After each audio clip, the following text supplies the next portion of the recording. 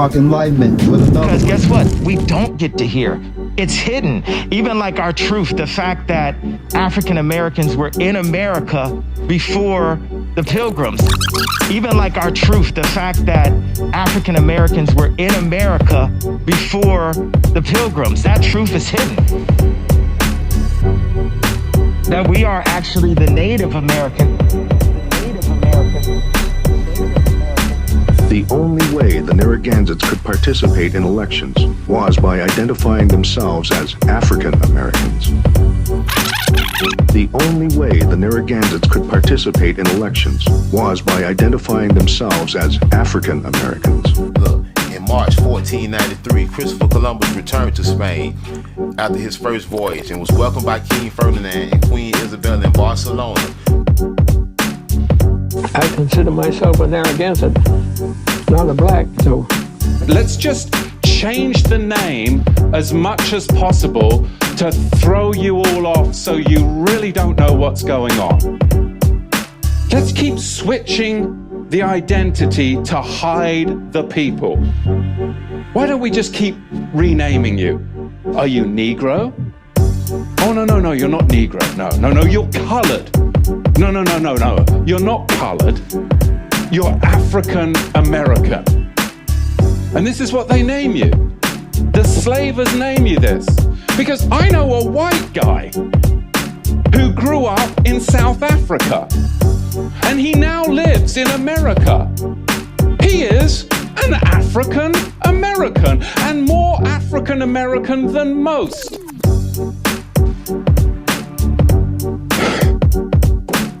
Do you see how African American is a misnomer? It's a misnomer. Don't check that box. It's a title given to blacks by democratic slavers. Okay, let's be real. They want you to check the box just like they want the Anglo-Saxon to check the Caucasian box. It's not true. Ladies, brothers, and gentlemen, it's House Hill. What does it mean to be a slave? Our forefathers weren't. What does it mean to be Indian? What does it mean to be Negro? What does it mean to be colored? Land on Plymouth Rock. What does it mean to be black? What does it mean to be African American? What does it mean to be FBA, Foundational Black American? That was the chronological order of the labels that they've given to people of a certain hue. We're going to take you down the line of that history, show you what each label meant, how it was placed, who placed the label. So maybe you can figure out what it all leads back to. All roads lead back to the same conclusion. So, here we go. Enjoy. Without further ado. I'm not saying African American because they're not African American. They're the Aboriginals. They were here. No such thing. Because they were the true Native Americans. They're the copper colored race. Look up Dane Calloway and watch his shows. That man, I mean, Dane Calloway on YouTube. Oh my God. I mean, he is fucking beyond brilliant. The research he does, whoo! He goes way deep into this shit. Everything we've been taught in the American education system is all a lie.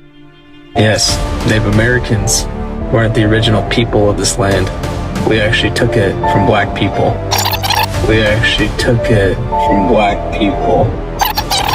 Everything we've been taught in the American education system is all a lie. Yes, Native Americans weren't the original people of this land. We actually took it from black people. They don't look like Indians to me. In the case of the slave, what imagery comes to your mind when you think of the word slave? Is it this or is it this? I bet which one I could choose for you, especially if you're the same hue as me. So the implications are deep. When you teach your kids at an early age that they were slaves, because the slave is associated with the Negro, which is what we were first called besides the Indian. The Indian is what they called us first, and then they went to Negro. So when you say slaves, you say Negro. Why don't you say African? What's the difference between an African and a Negro? Why wouldn't you begin calling them African Americans or Africans? Why would you rename them Negroes? In the case of the Negro, the Spanish conquistadors were the first to try to conquer this so-called New World where people already lived. When the Spanish came, even to this day, Negro, that word is associated with black in the translation. So there you have it. The Negro is notoriously linked to the Indian and the slave. Why is that so? Quote from historian Jack D. Forbes. In 1719, South Carolina decided who should be an Indian for tax purposes, since American Indian slaves were taxed at a lesser rate than African slaves. The act stated, quote, and for preventing all doubts and scruples that may arise, what ought to be rated on musties, mulattoes, etc., all such slaves are not entirely Indian shall be accounted as Negro. End quote. Forbes found this to be significant. He said that at the time, musties and mulattoes were considered persons of Native American ancestry, he wrote. My judgment, to be discussed later, is that a mustee was primarily part African and American Indian, and that a mulatto was usually part European and American Indian. This act also significant because it asserts that part American Indians with or without African ancestry should be counted as Negroes, thus having an implication for all later slave censuses. End quote. He says, I consider myself a Narragansett Indian. If I vote, I'm voting under Negroes could vote, but not an Indian. He said, I consider myself a Narragansett, not a black. So the Indians who remained hid, or they lied about their race. If they could pass for Caucasian, or if they could pass for black, they took on another ethnic identity. But when they did that, they lost their culture. Sit your $5 ass down before I make change.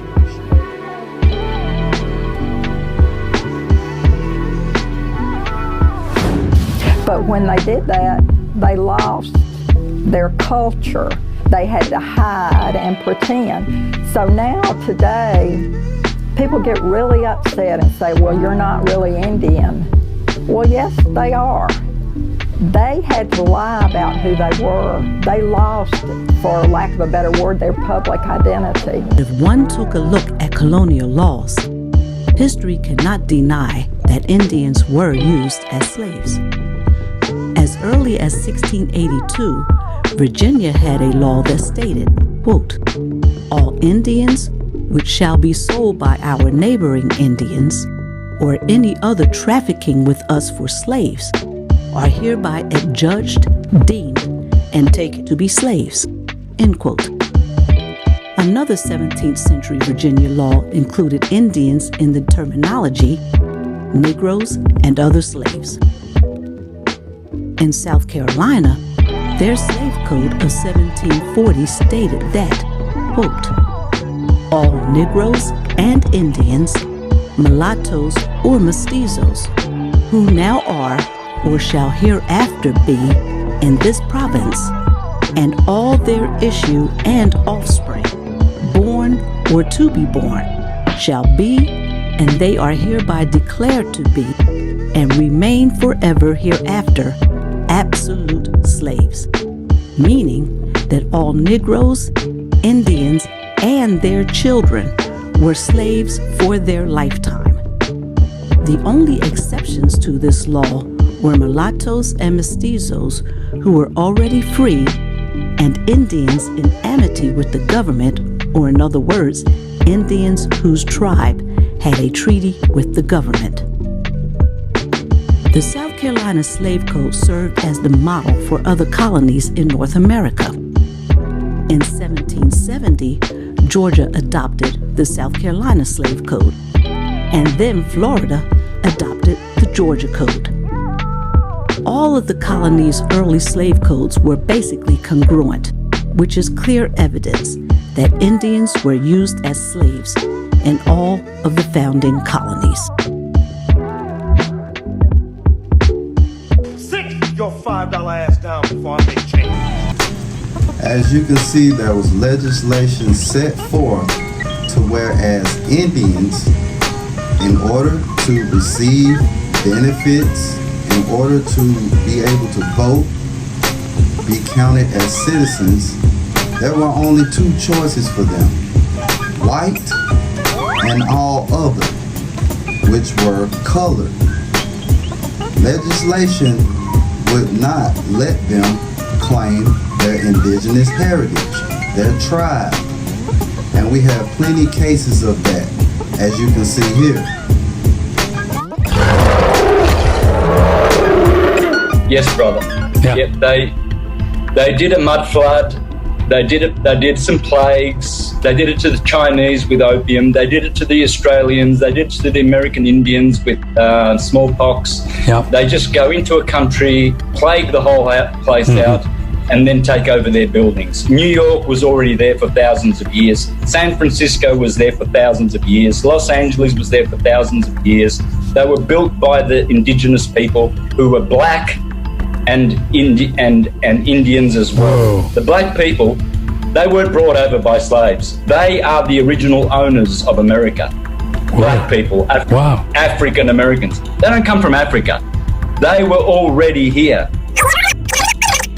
And Indians as well. Whoa. The black people, they weren't brought over by slaves. They are the original owners of America. Black people, African Americans. They don't come from Africa. They were already here. It targeted Native Americans with a vengeance, denying Native Americans in Virginia their identity. To call yourself a Native American in Virginia was to risk a jail sentence of up to 1 year. End quote. Now, in this statement, he used the term Native American, but the truth is that our identities were changed not from Native American, but from Indian to colored. And they were not only jailing people in Virginia for claiming their true identity, but they were also killing them by hanging them from a tree, and in more ways than one that I won't mention, in each state across North America. The biggest bigoted, racist, white supremacist of them all was none other than Walter Ashby Plecker.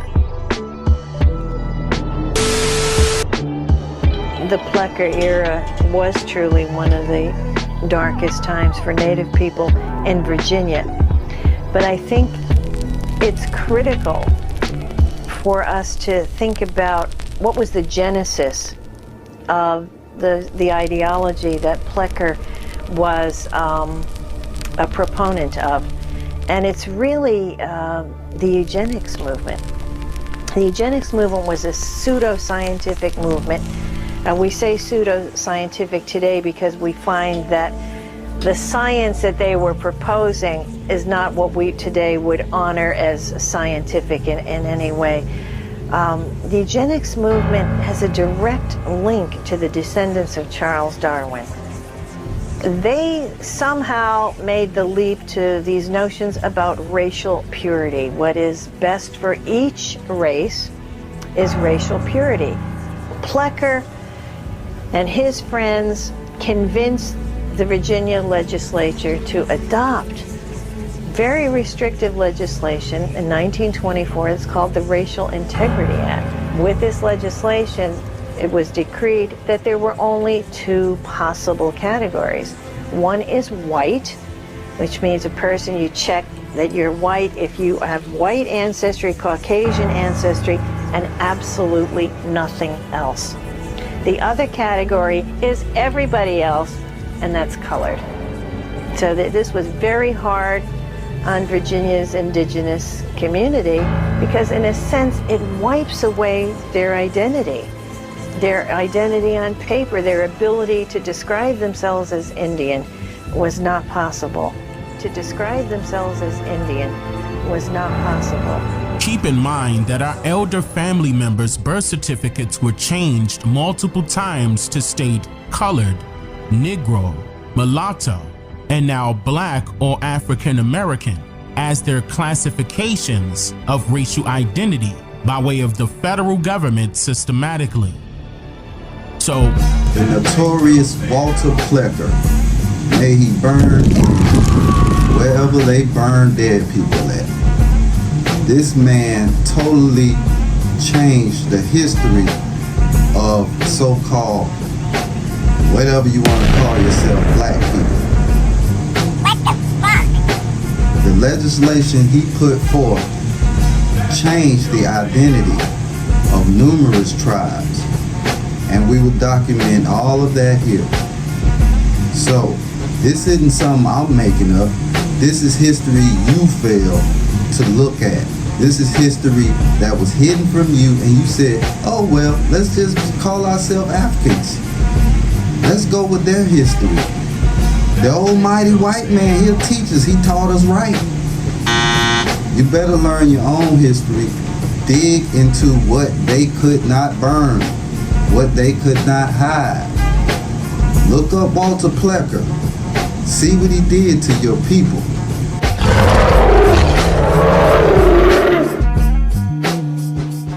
In so-called ancient times, the times before Columbus and during Columbus, North America was called India. India, as we know it today, the red dot, their land was called Hindustan. This was changed. When this change occurred, everyone seemed to be unaware of why it happened. Well, now you can see, when the history changes, you have to change a lot of major things around to make it fit. So we all know India Superior and the West Indies were North America and South America, and all the islands included. We know that as historical record. Why did it change? Why are people unaware that this land was once called India? I say all this to tell you, this is why the Indian was called the Indian. You think Columbus sailed in the wrong direction after he got all that money from the king and the queen of Spain. He was an excellent navigator. He knew what direction he was going, and the history shows you he knew where he was going, and he knew what his mission was: to find the lost children of Israel,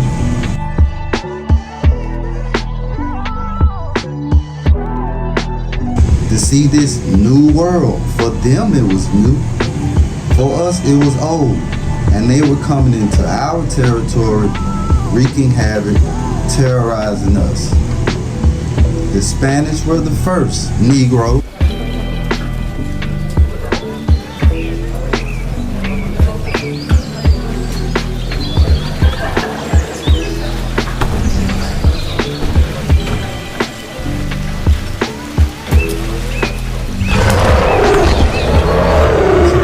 Go into the term black. What exactly is black? Black is a color. None of these labels will link you to your land. That is the major purpose of these labels. Black, there is no land of black. There is no country of black. There is nothing to link you to any land when you call yourself black. It means nothing. It means zero. So in terms of U.S. law, you're counting yourself out totally when you call yourself black. Look up the word black and see what you see. Look up the word black in the Webster's dictionary and see what you see. It's a misnomer, is what they call it. When you mislabel someone purposely. That leads us on to African American. African American is a misnomer also, because you cannot be from two places at one time. Do you have an African passport? Are you a dual citizen? Do you have dual citizenship with Africa? Why would they call you an African American when you only have citizenship in one of those countries? Where's the proof that you're African? There are no slave ships. None. The Clotilda that they found in Mobile has been proven to be an unrecognizable wreckage. Just a bunch of planks in the ocean. No bones, no evidence that this is a slave ship.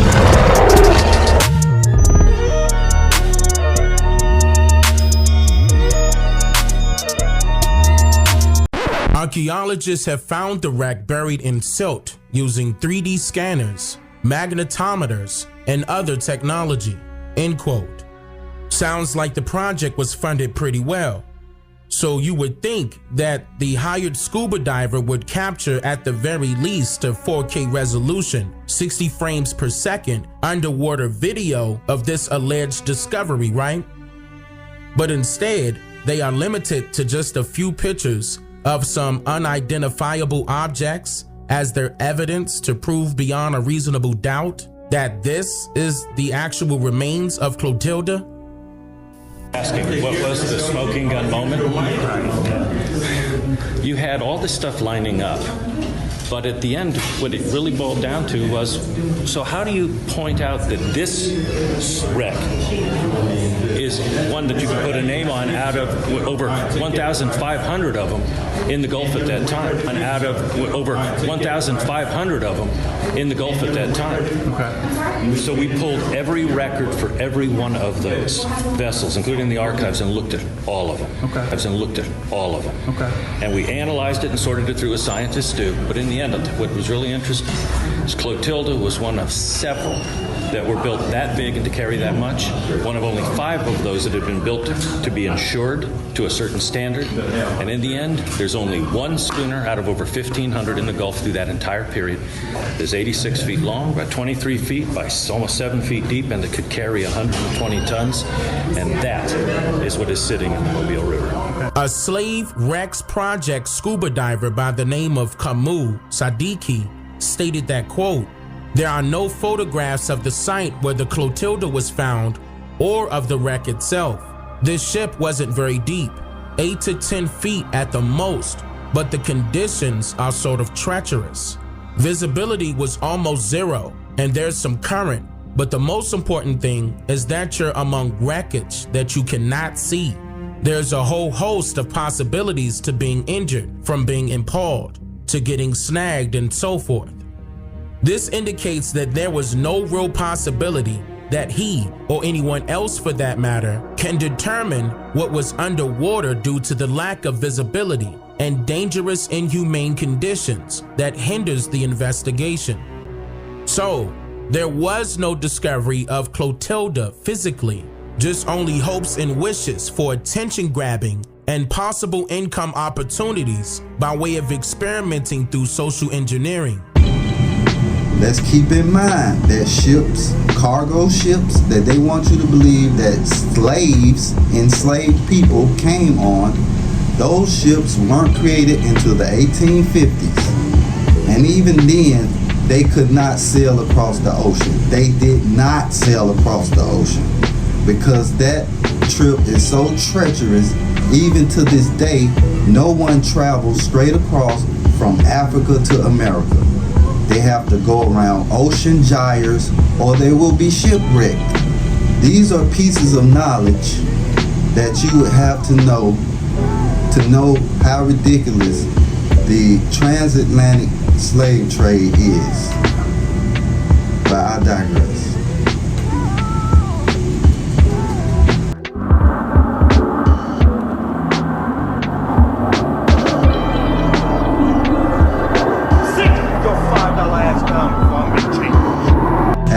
continue down the road through all these labels, I want to shout out to UB, Uriah Brandon, one of my favorite creators. Also, Black Jack, one of my favorite creators, bringing the truth to you, even though it's totally exhausting doing this, thinking no one even gives a damn. But power to you, my brothers. Keep it going. Also want to give a shout out to Sosaline House Wati and Research Guy. Come on back, man. Come on. But anyway, let me think of who else. Big Chief Dan Calloway. Indigenous education also. If you notice, in most of the records of slaves being transported, they're being transported from Louisiana to South Carolina, from South Carolina down to the West Indies. From the West Indies, they're just transporting them all around America. When we take a closer look at the transatlantic slave trade database, it appears that the vessels with the most slaves were shipped between different destinations in the Americas rather than from the continent of Africa to America. According to the Intra-American Slave Trade Database, in the year 1700, a ship captained by Charles Duval shipped 308 slaves from an unspecified location in the Americas to Cartagena, Colombia. In 1760, Thomas Lorraine shipped over 300 slaves on the vessel named Viper in 2 trips to Portobello, Panama. In 1786, an unnamed ship transferred 170 slaves from an unspecified location in the Americas to New Orleans. From this examination, it is clear to see that there was a well-ingrained practice of capturing groups of indigenous people from different territories in the Americas and displacing them in foreign enclaves. Some of these foreign ports in which the people were delivered to be sold were in cities such as, most popularly, Charleston, South Carolina, a major slave trading hub in the Old South, formerly known as Charlestown, named after King Charles II of England. Other trafficking hubs include Savannah, Georgia, another southern city whose entire history and economy was built off the slave trade. Also, cities like New Orleans, an area colonized by the French, was populated with Indians who had been shipped from other areas of the Americas. Many of these people were forcibly displaced from areas in Canada and New England known as Acadia, and once becoming slaves under French rule, the offspring of an Indian and Frenchman became known as a Cajun. Throughout this era of human trafficking, original locations from which people were being shipped had been hidden to furthermore geographically alienate them from possibly finding a way to orientate their locations. This was meant to confuse the captives.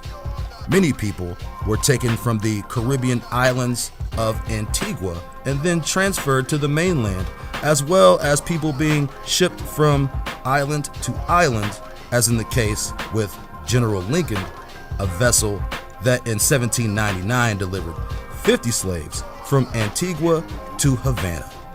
The practice of transferring American Indian captives and placing them in unfamiliar lands on the same continent was well documented, but suspiciously overlooked by modern historians. The coast, they are relocating them. And if you get on a ship, you've been captured from the coast of Louisiana, you get on a ship and you're transported to another place. You don't know if you're across the ocean you don't know where you're at. You're displaced. You don't know anything unless you can get a lay of the land. And if you think about runaway slaves, how did they know where to run away to? How did they know the lay of the land? If you're from Africa, Kunta Kinte, you still know African customs, languages. You don't know anything about America. How are you running away? Underground Railroad was a real railroad that was created by indigenous people. Did they tell you that in history? Hell no. You have to find out history on your own. Why would they call a railroad if it wasn't a railroad? No, you didn't. Maybe I didn't. I'm gonna go beat up the fool that told me them lies. Until next time, love, peace, and happiness. House Hill out.